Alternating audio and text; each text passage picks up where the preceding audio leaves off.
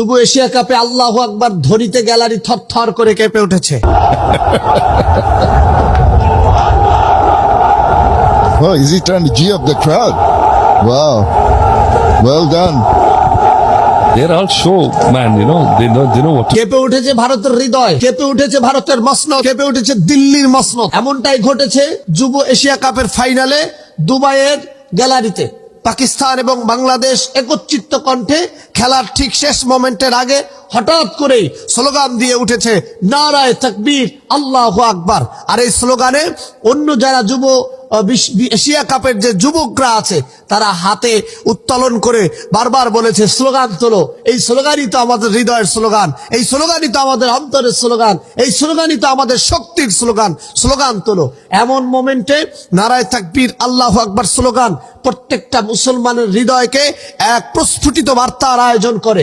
আর এই নারায়ে তাকবীর, আল্লাহু আকবার স্লোগান প্রতিটা বিদ্বেষী ইসলামের বিরোধীকারীদের হৃদয়কে থরথর করে কাঁপিয়ে তোলে।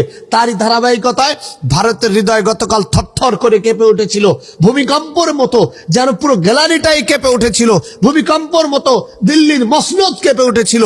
কারণ নারায়ে তাকবীর, আল্লাহু আকবার স্লোগান হলো কাফের, বেঈমান এবং শয়তানদের হৃদয় কম্পিত করবার জন্য আল্লাহর পক্ষ থেকে বান্দার জন্য এক অনন্য নিয়ামত। সেই স্লোগান গতকালকে যখন দুবাইতে এই স্লোগানটা তুলেছে, সেই স্লোগান যেন প্রত্যেকের হৃদয়কে শীতল করেছে।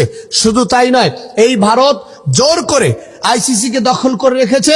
তারা বিশ্বের সব পরাশক্তিদের উপর জুলুম করে, বিশেষ করে বাংলাদেশের উপরে বরাবর ক্রিকেট খেলার সময় জুলুম করে। ক্রিকেট খেলা হারাম না হালাল এই জাতীয় ফতোয়া নিয়ে আমাদের বক্তব্য নয়।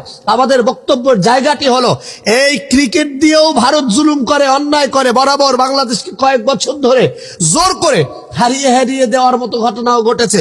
শুধু তাই নয়, এই যুব এশিয়া কাপের ফাইনালও আমরা দেখেছি আম্পায়াররা পক্ষপাতিত্ব করেছিল। কিন্তু স্রষ্টা যখন সহায় হয়, পৃথিবীর কার কই ক্ষমতা আছে সেই জিনিসটাকে পরিবর্তন করতে পারে। সেই ধারাবাহিকতায় যখন ভারত হারের একদম শেষ মুহূর্তে, তখনই যেন গ্যালারিটা নারায়ে তাকবীর, আল্লাহু আকবার স্লোগানে কেঁপে উঠলো। এরপরে যখন যুব এশিয়া কাপের ফাইনালে এই যুবকদের আত্মবিশ্বাসময়ী বিজয় উদযাপন হলো, তখন তারা প্রথমেই সেজদায় লুটিয়ে পড়ল। সেজদা হচ্ছে বান্দার সাথে স্রষ্টার একত্রিত হওয়া, মিলিত হওয়ার এক উত্তম মাধ্যম। সেজদায় যখন বান্দা লুটিয়ে পড়ে, তখন রাসূল সাল্লাল্লাহু আলাইহি সাল্লাম বলেছেন বান্দার সাথে আল্লাহ তাআলা সবথেকে নিকটবর্তী কানেকশন এই সেজদায় তৈরি হয়।